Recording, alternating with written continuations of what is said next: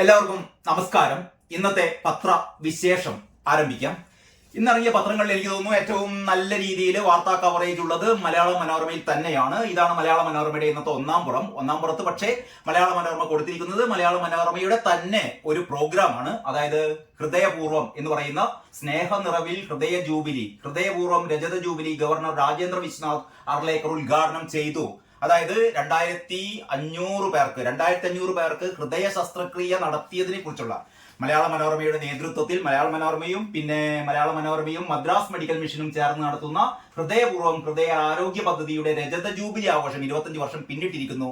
മലയാള മനോരമയുടെ ഈ മഹത്തായ ജനസേവന പ്രവർത്തനം എന്ന് പറയുന്നത് അത്രയും ഏതാണ്ട് 2500 കുടുംബങ്ങൾക്കാണ് മലയാള മനോരമ ഒരു പുതുജീവിതം നൽകിയത്. അപ്പൊ പത്രം എന്ന് പറയുന്നത് വാർത്തകൾ എത്തിച്ചു കൊടുക്കുക എന്നുള്ള ഒരു ദൗത്യത്തിനപ്പുറം സാധാരണ മനുഷ്യരുടെ വേദനകൾ ഉൾക്കൊള്ളുകയും അത് പരമാവധി പരിഹരിക്കാനുള്ള ശ്രമം നടത്തുകയും ചെയ്യുക എന്ന് പറയുന്ന ഒരു മഹത്തായ ദൗത്യത്തിനാണ് മലയാള മനോരമ ഒരു മാതൃക കാണിച്ചിരിക്കുന്നത് എന്ന് തന്നെ പറയേണ്ടിയിരിക്കുന്നു.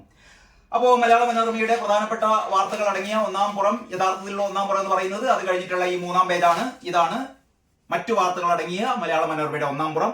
ഇതിൽ ഏറ്റവും പ്രധാനപ്പെട്ട വാർത്ത എന്ന് പറയുന്നത് ഇന്നലത്തെ നമ്മുടെ അൻവറിന്റെ രാജ്യപ്രഖ്യാപനമായിരുന്നു. രാജ്യപ്രഖ്യാപനം മാത്രമല്ല, അത് കഴിഞ്ഞിട്ട് അൻവറിന്റെ പത്രസമ്മേളനം. ആ പത്രസമ്മേളനത്തിൽ ഒരുപാട് പ്രധാനപ്പെട്ട കാര്യങ്ങളുണ്ട്. അതെല്ലാം ഉൾപ്പെടെ MLA സ്ഥാനം ഒഴിഞ്ഞ് അൻവർ മമതയോടെ രാജി. ഞാൻ പലപ്പോഴും പറയാറുള്ളത് പോലെ തന്നെ തലക്കെട്ടിലെ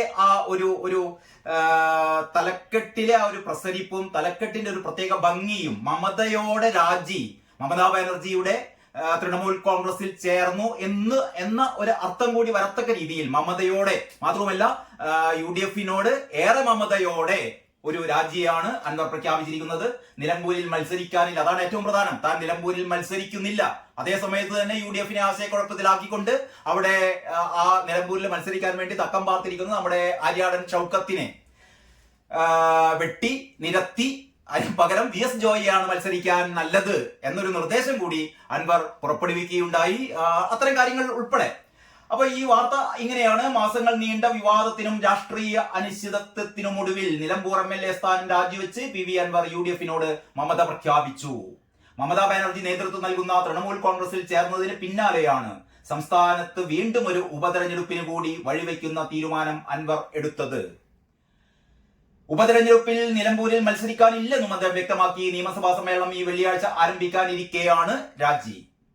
പ്രതിപക്ഷ നേതാവ് VD സതീശനെതിരെ നിയമസഭയിൽ 150 കോടി രൂപയുടെ അഴിമതി ആരോപണം ഉന്നയിച്ചത് മുഖ്യമന്ത്രിയുടെ പൊളിറ്റിക്കൽ സെക്രട്ടറി P ശശിയുടെ നിർദ്ദേശപ്രകാരമാണെന്ന് പറഞ്ഞ അൻവർ സതീശനോട് മാപ്പ് അപേക്ഷിക്കുകയും ചെയ്തു. സതീശൻ ആ മാപ്പ് സ്വീകരിക്കുകയും ചെയ്തിട്ടുണ്ട്. അപ്പൊ ഏറ്റവും പ്രധാനപ്പെട്ട പൊളിറ്റിക്കൽ ഡെവലപ്മെന്റ് ആണ് ഇന്നലെ നടന്നത്. കാരണം ഗോവിന്ദമാഷ് പറയുന്നു അൻവർ പോയതുകൊണ്ട് ഒരു പ്രശ്നം അല്ല, അൻവർ രാജി വെച്ചാലും രാജി വെച്ചില്ലെങ്കിലും ഒരേപോലെയാണ്, ഒരു ചലനം ഉണ്ടാക്കില്ല കേരള രാഷ്ട്രീയത്തിൽ.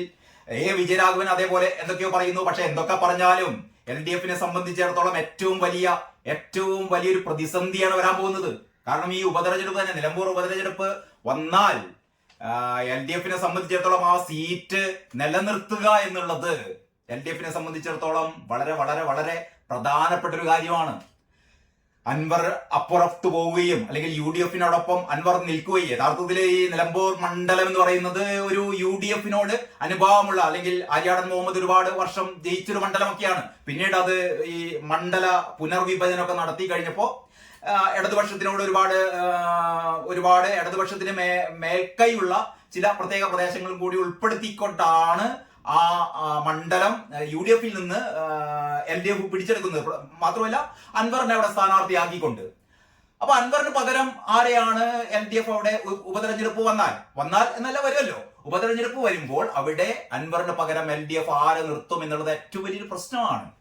അങ്ങേ പുറത്ത് UDF-നൊപ്പം അൻവർ നിൽക്കുമ്പോൾ മാത്രമല്ല, അൻവർ പഴയ അൻവർ അല്ല. CPM-മാര് പറയുന്നത് അൻവറിന്റെ പ്രതാപമൊക്കെ നഷ്ടപ്പെട്ടു, അൻവറിന്റെ ഗ്യാസൊക്കെ തീർന്നു എന്നൊക്കെയാണ് പറയുന്നത്. പക്ഷേ അൻവർ ആരോടൊപ്പമാണ് എന്നുള്ളത് ഏറ്റവും പ്രധാനപ്പെട്ട ഒരു കാര്യമാണ്. മമതാ ബാനർജി എന്ന് പറയുന്നത് ഇന്ത്യയിലെ ഒരുപക്ഷെ രാഹുൽ ഗാന്ധിക്കൊപ്പം നിൽക്കുന്ന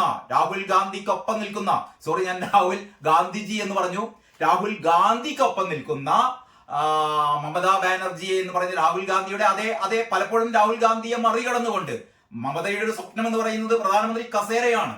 അപ്പോൾ ആ രീതിയിൽ ഇന്ത്യയില് പ്രത്യേകിച്ചും തെക്കേ ഇന്ത്യയിൽ ദക്ഷിണേന്ത്യയിൽ ഒരു തൃണമൂലിനൊരു സാന്നിധ്യം എന്താ പറയാ ഉറപ്പാക്കിക്കൊണ്ട് ഒരു ദേശീയ പാർട്ടി എന്നുള്ള രീതിയിൽ തൃണമൂലിനെ മാറ്റിയെടുക്കാനുള്ള ശ്രമത്തിന്റെ ഭാഗമായി മമതയെ സംബന്ധിച്ചിടത്തോളം മമത അൻവറിനൊപ്പം നിൽക്കുമ്പോൾ CPM-ന് അറിയാലോ, ബംഗാളിൽ നിന്ന് CPM-നെ തുരത്തിവിട്ട മമത, ആ മമതക്കൊപ്പമാണ് അൻവർ എന്നുള്ളത് തീർച്ചയായും CPM-ന് ഒരു നല്ല പ്രതീക്ഷയല്ല നൽകുന്നത്.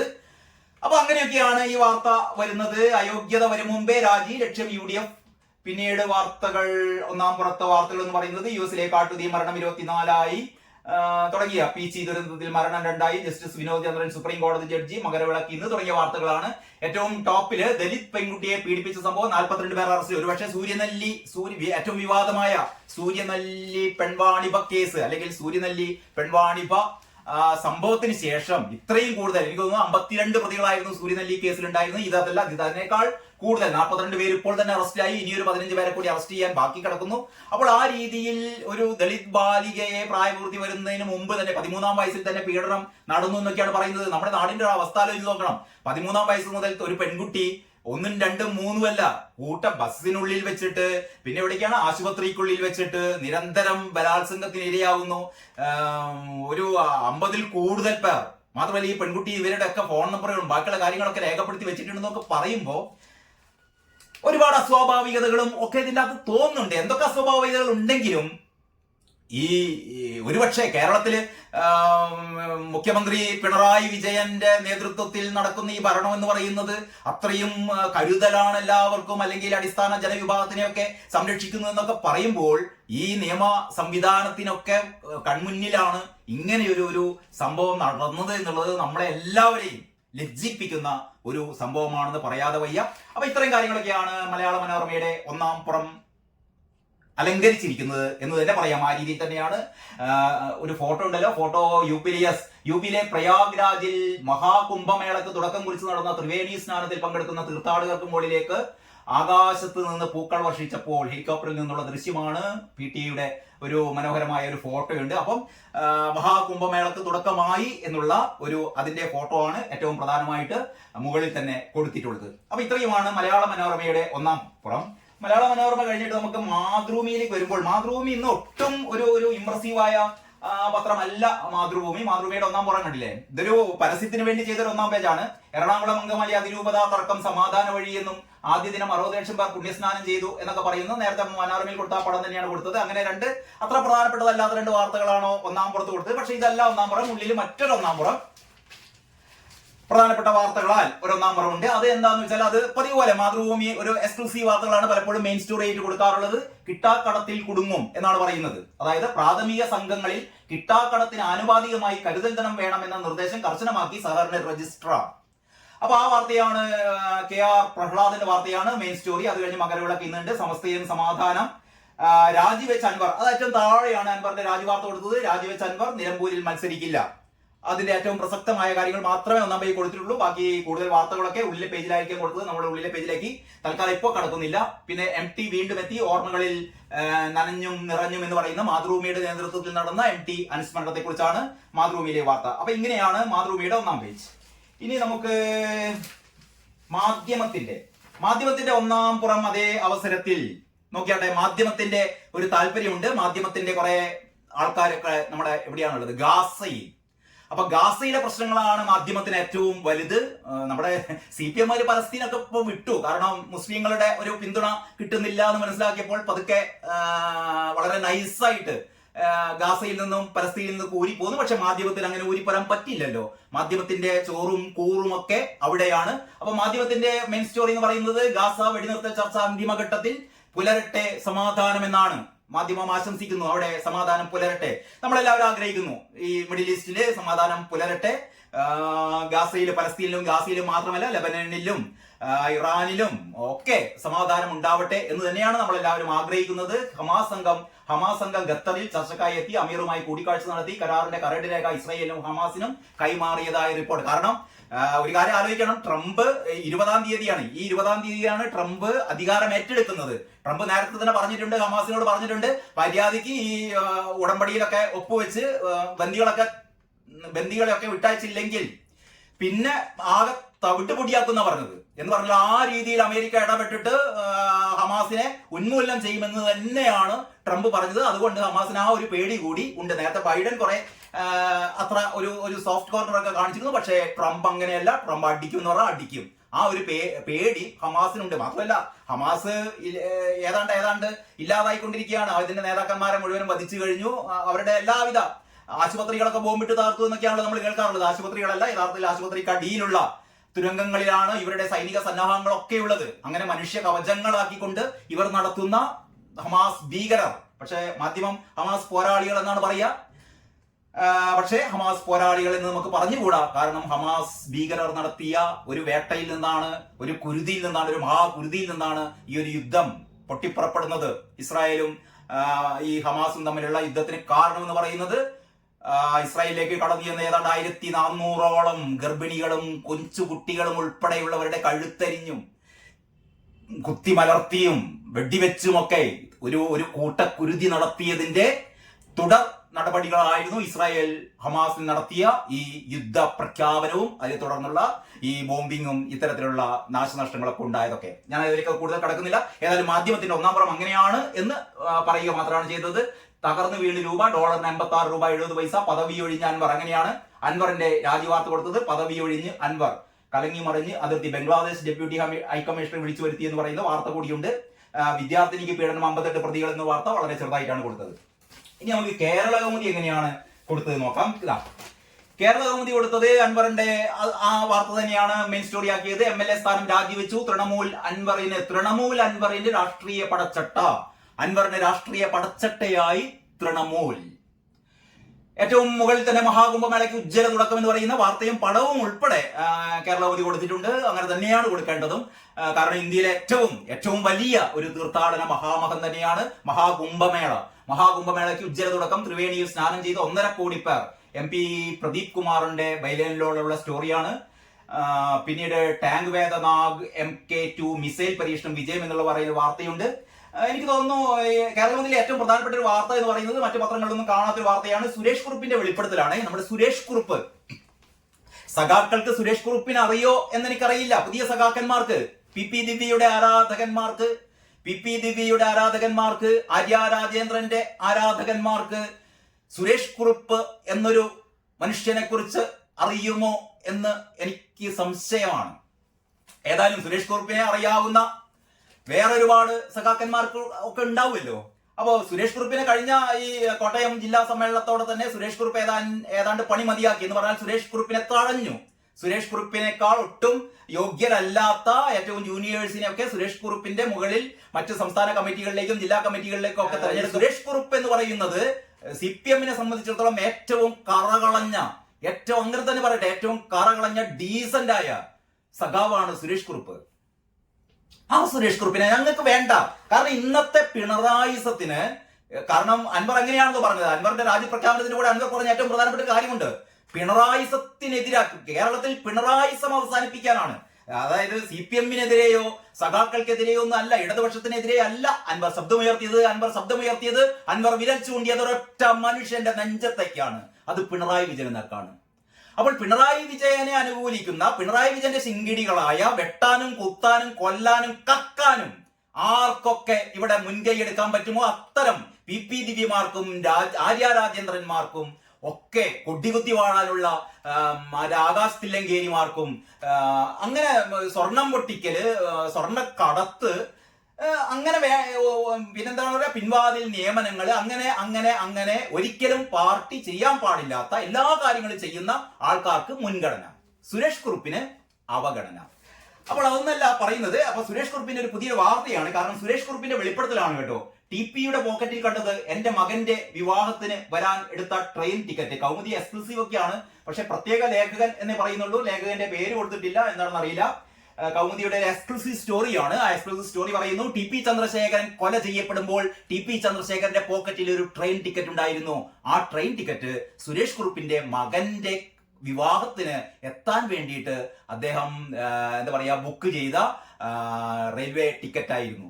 ആ ടിക്കറ്റ് ആയിരുന്നു അവസാന ആ 51 വെട്ടുവെട്ടി ടി പിയെ കൊല്ലുമ്പോൾ ടി പിയുടെ പോക്കറ്റിൽ ഉണ്ടായിരുന്നത് സുരേഷ് കുറുപ്പിന്റെ മകന്റെ കല്യാണത്തിൽ പങ്കെടുക്കാൻ വേണ്ടി പോകേണ്ടിയിരുന്ന ട്രെയിൻ ടിക്കറ്റ് ആണ് എന്നൊരു വെളിപ്പെടുത്തലാണ് സുരേഷ് കുറുപ്പ് ഇതിൽ നടത്തുന്നത്. ടി പിയുടെ പോക്കറ്റിൽ കണ്ടത് എന്റെ മകന്റെ വിവാഹത്തിന് വരാൻ എടുത്ത ട്രെയിൻ ടിക്കറ്റ്. ഇത് പ്രത്യേകിച്ച് പറയാൻ കാരണം നമ്മുടെ കെ രമയുടെ, ടി പി ചന്ദ്രശേഖരന്റെയും കെ രമയുടെയും മകനായ അഭിജിത്ത് തന്നെയല്ലേ ആ കുട്ടിയുടെ പേര്? കെ രമയുടെ മകൻ അഭിനന്ദ് എന്നാണ് കെ രമയുടെ മകന്റെ പേര്.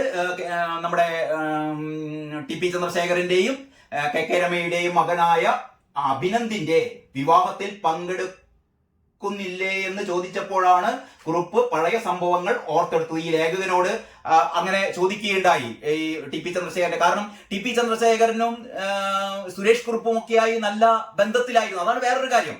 ടി പി ചന്ദ്രശേഖരൻ ആശയപരമായ ഭിന്നതകളാൽ അല്ലെങ്കിൽ ഒഞ്ചിയത്ത് അല്ലെങ്കിൽ വടകര ആ ഭാഗത്ത് CPM-ൽ നടക്കുന്ന CPM ഒരിക്കലും അനുവർത്തിക്കാൻ പാടില്ലാത്ത ഇത്തരം പ്രവണതകൾക്കെതിരെ ശബ്ദമുയർത്തിയതിനാണല്ലോ ടി പി ചന്ദ്രശേഖരനെ 51 വെട്ടുവെട്ടി കൊന്നത്. അതിന്റെ മുമ്പ് തന്നെ ഇതിന് വിയോജിപ്പുകൾ ഉയർത്തിയിരുന്ന ആ കാലഘട്ടത്തിൽ തന്നെ ഈ സുരേഷ് കുറുപ്പുമായി നല്ല ബന്ധത്തിലായിരുന്നു ടി പി ചന്ദ്രശേഖരൻ. അപ്പോൾ ആ വാർത്തകളൊക്കെയാണ് പറയുന്നത്. എന്നിട്ട് പറയുന്നു, രമയെ കണ്ടപ്പോൾ ഞാൻ പൊട്ടിക്കരഞ്ഞു. കാരണം ഈ ടി പി ചന്ദ്രശേഖരന്റെ തുടർന്ന് അവിടെ സുരേഷ് കുറുപ്പ് പോയിട്ടില്ലായിരുന്നു. അപ്പോ കെ രമ എപ്പോഴും പറഞ്ഞത്രേ സുരേഷ് കുറുപ്പ് പോലും വന്നില്ലല്ലോ എന്ന് പറയുന്നു. പിന്നീട് കെ രമയെ കണ്ടപ്പോൾ സുരേഷ് കുറുപ്പ് അങ്ങോട്ടേക്ക് ചെന്ന് അവരോട് സംസാരിക്കുന്നു. അവരുടെ മുമ്പിൽ സുരേഷ് കുറുപ്പ് പൊട്ടിക്കരയുന്നു. അങ്ങനെ രമയെ കണ്ടപ്പോൾ ഞാൻ പൊട്ടിക്കരഞ്ഞു. അത്തരം വാർത്തകളാണ്, അത്തരം സംഭവങ്ങളാണ് ഈ വാർത്തയിലൂടെ വെളിപ്പെടുന്നത്. പ്രത്യേക ലേഖകന്റെ വാർത്ത, ടി പി ചന്ദ്രശേഖരൻ കൊല്ലപ്പെടുമ്പോൾ പോലീസ് അദ്ദേഹത്തിന്റെ പോക്കറ്റിൽ നിന്ന് കണ്ടെടുത്ത കോട്ടയത്തേക്കുള്ള ട്രെയിൻ ടിക്കറ്റ് തന്റെ മകന്റെ വിവാഹത്തിൽ പങ്കെടുക്കാൻ വേണ്ടി എടുത്തതായിരുന്നു എന്ന് CPM നേതാവ് കെ സുരേഷ് കുറുപ്പ് വെളിപ്പെടുത്തി. ടി പിയെ കുറിച്ചുള്ള ചോദ്യത്തിന് കേരള കൗമുദിയോട് പ്രതികരിക്കുകയായിരുന്നു അദ്ദേഹം. അങ്ങനെയാണ് ആ വാർത്ത തുടങ്ങുന്നത്. ഇതിലേറ്റവും അവസാനം പറയുന്നു, CP ജോണിന്റെ മകളുടെ വിവാഹത്തിൽ പങ്കെടുക്കാൻ പിന്നീട് ഞാൻ കുടുംബസമേതം തിരുവനന്തപുരത്ത് വന്നു. എഴുത്തുകാരനായ S ഗോപാലകൃഷ്ണനുമായി സംസാരിക്കുന്നതിനിടയിലാണ് കെ രമ അവിടെ ഒരു ഭാഗത്ത് സൈമൺ ബ്രിട്ടോയുമായി സംസാരിച്ചു നിൽക്കുന്നത് കണ്ടത്. അപ്പോൾ അച്ഛൻ പോയി കാണുന്നില്ലേ എന്ന് മകൻ ചോദിച്ചു. ഉടനെ ഞാൻ ഭാര്യയെയും മക്കളെയും കൂട്ടി രമയുടെ അടുത്ത് ചെന്നു. രമയെ കണ്ടപ്പോൾ ഞാൻ പൊട്ടിക്കരഞ്ഞു പോയി, സുരേഷ് കുറുപ്പ് പറഞ്ഞു. അങ്ങനെ ആ സുരേഷ് കുറുപ്പിന്റെ ജീവിതത്തിലെ ഈ ടി പി ചന്ദ്രശേഖരനുമായുള്ള സൗഹാർദ്ദത്തിന്റെ അല്ലെങ്കിൽ ആ കുടുംബവുമായുള്ള സൗഹാർദ്ദത്തിന്റെ വളരെ ഹൃദയസ്പർശിയായ ഒരു സ്റ്റോറിയാണ് ഇവിടെ കൊടുത്തിട്ടുള്ളത്. ഇതാണ് ഒരു കേരള കൗമുദിയുടെ ഒരു പ്ലസ് പോയിന്റ് എന്ന് പറയാവുന്നത്. അങ്ങനെ 4 പത്രം കഴിഞ്ഞ് നമുക്ക് 5ാമത്തെ പത്രത്തിലേക്ക് പോയിട്ട് ഈ ഒരു അവലോകനം അവസാനിപ്പിക്കാം. അതായത് നമ്മുടെയൊക്കെ വളരെ പ്രിയപ്പെട്ട പത്രം ദേശാഭിമാനിയുടെ മെയിൻ സ്റ്റോറി. കാരണം ദേശാഭിമാനി മറ്റിൽ നിന്ന് വ്യത്യസ്തമാണ്. കഴിഞ്ഞ ദിവസം പിണറായി വിജയൻ പറഞ്ഞത് ഓർക്കല്ലോ, അതായത് സഖാക്കന്മാരൊന്നും മറ്റു പത്രങ്ങൾ വായിക്കരുത്, വലതുപക്ഷ മൂരാച്ചികളുടെ പത്രങ്ങൾ, കള്ളക്കഥകൾ. ഇപ്പൊ ഞാൻ കാണിച്ചു തന്ന 4 പത്രങ്ങളും കള്ളക്കഥകൾ, കള്ളവാർത്തകൾ, വലതുപക്ഷ പിന്തിരിപ്പന്മാർ നടത്തുന്ന പത്രമാണ്. അതുകൊണ്ട് നമ്മൾ സഖാക്കൾ വായിക്കേണ്ടത് ഈ പത്രം മാത്രമാണ്. അതുകൊണ്ട് ഈ പത്രത്തിലെ മെയിൻ സ്റ്റോറി നോക്കുക. ഏറ്റവും പ്രധാനപ്പെട്ട സഖാക്കന്മാരുടെ പത്രത്തിലെ മെയിൻ സ്റ്റോറി ഇതാണ്: കോൺഗ്രസ് കൈവിട്ടാൽ ബാധ്യത ഏറ്റെടുക്കും, ചിരിക്കരുത്. ഇത് ഈ തലക്കെട്ട് കാണുമ്പോൾ ആർക്കൊക്കെയോ ചിരി വരുന്നുണ്ട്. അതായത് പെൻഷൻ കൊടുക്കാൻ പൈസ ഇല്ല, ക്ഷേമ പെൻഷൻ 4 മാസം ഇപ്പോഴും കുടിശ്ശികയാണ്, സർക്കാർ ജീവനക്കാർക്ക് DA കൊടുക്കുന്നില്ല, മാവേലി സ്റ്റോറിൽ സാധനങ്ങളില്ല, തട്ടിപ്പ് നടത്തിയ നമ്മുടെ കരുവന്നൂർ ബാങ്ക് ഉൾപ്പെടെ നമ്മുടെ ഈ ഒരു ഏറ്റവും അവസാനം ഒരു നിക്ഷേപകൻ ആത്മഹത്യ ചെയ്ത നമ്മുടെ എവിടെയാണ് കട്ടപ്പന ബാങ്ക്. പിന്നീട് ഈ നമ്മുടെ സതീശൻ തന്നെ നേരത്തെ പറഞ്ഞല്ലോ, ബ്രഹ്മഗിരി സൊസൈറ്റിയിൽ ഏതാണ്ട് 400 കോടി രൂപയോളം സഖാക്കന്മാര് തട്ടിപ്പ് നടത്തി. ഇങ്ങനെ സഖാക്കന്മാര് തട്ടിപ്പ് നടത്തിയ ഒരുപാട് സഹകരണ സ്ഥാപനങ്ങളില് പൈസ നിക്ഷേപം തിരിച്ചു കിട്ടാനാവാതെ ആത്മഹത്യയിലേക്ക് പോകുന്ന കരുവന്നൂരിൽ ഒരു 5-6 ആൾക്കാർ ആത്മഹത്യ ചെയ്തു കഴിഞ്ഞു. കരുവന്നൂർ ബാങ്കിൽ സഖാക്കള് കോടികൾ തട്ടിച്ചു കൊണ്ടുപോയപ്പോൾ അങ്ങനെ സഖാക്കൾ കോടികൾ തട്ടിച്ചു കൊണ്ടുപോയ സഹകരണ ബാങ്കുകൾ സഖാക്കന്മാരുടെ കയ്യിൽ തന്നെ ഒരുപാടുണ്ട്. ഭരിക്കുന്ന ഈ സർക്കാരിന് പെൻഷൻ പോലും കൊടുക്കാൻ പൈസ ഇല്ല. പക്ഷേ ദേശാഭിമാനിയുടെ മെയിൻ സ്റ്റോറി ചിരിക്കാതിരിക്കാൻ എങ്ങനെ പറ്റുക? കോൺഗ്രസ് കൈവിട്ടാൽ ബാധ്യത ഏറ്റെടുക്കുന്ന പറയുന്നത്. അതായത് NM വിജയത്തിന്റെ കോൺഗ്രസിന്റെ വയനാട് ജില്ലാ ട്രഷററായ സാമ്പത്തിക ബാധ്യത മൂലം, അതായത് നേതാക്കന്മാര് IC ബാലകൃഷ്ണൻ ഉൾപ്പെടെയുള്ള ND അപ്പച്ചനും IC ബാലകൃഷ്ണൻ ഉൾപ്പെടെയുള്ള കോൺഗ്രസുകാര് എന്താ പറയാ ഈ നിയമന തട്ടിപ്പ് നടത്തി എന്നൊക്കെ പറയും. ഇതൊക്കെ തെളിയിക്കേണ്ടതുണ്ട് കേട്ടോ, അതൊക്കെ ആരോപണങ്ങളാണ്. അങ്ങനെ ഈ ആരോപണ നിഴലിൽ നിൽക്കുന്ന ഈ ഒരു സംഭവം, അതായത് NM വിജയന്റെ കുടുംബത്തിന് ലക്ഷങ്ങളുടെ ബാധ്യത, അതായത് കോൺഗ്രസ് നേതാക്കന്മാർ ലക്ഷക്കണക്കിന് ബാധ്യത വരുത്തിയെന്നാണല്ലോ ഇപ്പോഴത്തെ ഒരു പരാതിയും അതിന്റെ അന്വേഷണമൊക്കെ. കാരണം പിണറായിയുടെ വിജിലൻസിന്റെ അന്വേഷണമൊക്കെ നടത്തുന്നുണ്ട്. അപ്പോൾ ഇത് ആരാ പറയുന്നത് അറിയോ?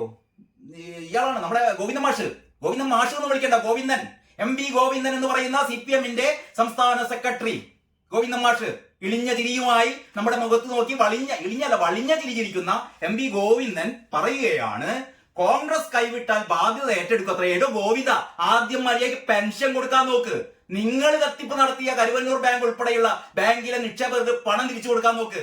ആ ബ്രഹ്മഗിരി സൊസൈറ്റിയിൽ 400 കോടി തട്ടിപ്പും വെട്ടിപ്പും നടത്തി അവിടെ ആത്മഹത്യയിലേക്ക് പോകുന്ന ഒരുപാട് ആൾക്കാരുണ്ട്. അവരെ രക്ഷിക്കാൻ നോക്ക്. ഈ എന്താ പറയാ നമ്മുടെ ഇവിടുത്തെ ഇടുക്കിയിലെ കട്ടപ്പന ഈ സൊസൈറ്റിയിലെ അവിടുത്തെ നിക്ഷേപകർക്ക് പണം കൊടുക്കാൻ നോക്ക്. എന്നിട്ട് അവസാനം കോൺഗ്രസ്സുകാരുടെ പണം കോൺഗ്രസ്സുകാർ കൊടുത്തോളൂ. കോൺഗ്രസ്സുകാരുടെ പണം കോൺഗ്രസ്സുകാർക്ക് കൊടുത്തോളൂ. നിങ്ങൾ കൊടുക്കണ്ട. ഈ രാഷ്ട്രീയ തട്ടിപ്പ് നിങ്ങൾക്കൊക്കെ തലക്ക് ഇത്രയും വെളിവില്ലാതെ നിങ്ങൾക്കൊക്കെ ഇങ്ങനെയാണോ പാർട്ടി വളർത്തേണ്ടത്? അറിയാഞ്ഞിട്ട് ചോദിക്കുക. അത്യാവശ്യം ഈ കമ്മ്യൂണിസ്റ്റ് രക്തൊക്കെ സിരകളിലോടുന്ന ആൾക്കാരെ സംബന്ധിച്ചിടത്തോളം ലജ്ജാകരമാണ് ഇതൊക്കെ. ഇങ്ങനെയല്ല കമ്മ്യൂണിസം വളർത്തേണ്ടത്. കോൺഗ്രസ്സുകാർ തട്ടിപ്പ് നടത്തിയ ആളെ രക്ഷിക്കാൻ വേണ്ടിയിട്ട് ഞങ്ങളെ ഏറ്റെടുത്തോളാം. നിങ്ങൾ ഏറ്റെടുത്ത അത്രമാത്രം പൈസ ഉള്ള പാർട്ടീസാണ് നിങ്ങൾ. ഇവിടെ കൊടുക്കാൻ പൈസ ഇല്ല, പെൻഷൻ കൊടുക്കാൻ പൈസ ഇല്ല. ജനങ്ങൾ പട്ടിണി കിടന്ന് മരിക്കുകയാണ്. അതിന്റെ ഇടയിലാണ് ഇവന്റെ ഗീർവാണം. ഇതാണ് ദേശാഭിമാനിയുടെ മെയിൻ സ്റ്റോറി. കോൺഗ്രസ് കൈവിട്ടാൽ ബാധ്യത ഏറ്റെടുക്കുമത്രേ. ഉളുപ്പുമാനില്ലാതെ ചുവന്ന അക്ഷരങ്ങളിൽ വെണ്ടക്ക നിരത്തിയിരിക്കുന്നു 8 കോളം 7 കോളത്തിൽ. എന്നിട്ട് പറയുകയാണ്, കോൺഗ്രസ് നിയമന കോളയിൽ കുരുങ്ങി ജീവനൊടുക്കിയ വയനാട് DCC ട്രഷറർ NM വിജയന്റെ കടബാധ്യത കോൺഗ്രസിന് വയ്യെങ്കിൽ CPM ഏറ്റെടുക്കുമെന്ന് സംസ്ഥാന സെക്രട്ടറി MV ഗോവിന്ദൻ. ഉളുപ്പുണ്ടോ ഗോവിന്ദ? ഇതൊക്കെ കൊടുത്തോളും. ഇതൊക്കെ മറ്റേ സുധാകരനും നമ്മുടെ സതീശനൊക്കെ എങ്ങനെയെങ്കിലും കൊടുത്തോളും. അവരുടെ കാര്യം അവർ തീരുമാനിച്ചോട്ടെ. നിങ്ങളുടെ കാര്യം ആദ്യം നോക്ക്. ഒന്നെങ്കിലും മര്യാദയ്ക്ക് ഭരിക്കാൻ അറിയണം. വേറെ വലിയൊരു തട്ടിപ്പ് പറഞ്ഞാണ് നവകേരള. അത് ഇപ്പൊ നമ്മുടെ ഓൺലൈൻ മാധ്യമങ്ങളൊക്കെ വരാൻ തുടങ്ങി. ഈ നവകേരള സദസ്സിന് വേണ്ടിയിട്ട് കോടികൾ വെട്ടിപ്പ് നടത്തിയതിന്റെ പുതിയ കഥകൾ, പോസ്റ്റർ അടിച്ചതിന്റെ, അവിടെ ഹോർഡിംഗ് വെച്ചതിന്റെ കോടികളുടെ പുതിയ കണക്കുകളാണ് ഇപ്പൊ വരുന്നത്. എന്ന് പറഞ്ഞാൽ സർവത്ര അഴിമതി കട്ടുമുടിക്കുകയാണ്. എന്നിട്ട് കോൺഗ്രസ്സുകാരുണ്ടാക്കിയ കട ഞങ്ങൾ വീട്ടിക്കോളാം. ഇതാണ് ദേശാഭിമാനിയുടെ മെയിൻ സ്റ്റോറി എന്ന് പറയുന്നത്. പിന്നെന്താണത്? ഉന്നത വിദ്യാഭ്യാസ കോൺക്ലേവിന് ഇന്ന് തുടക്കം.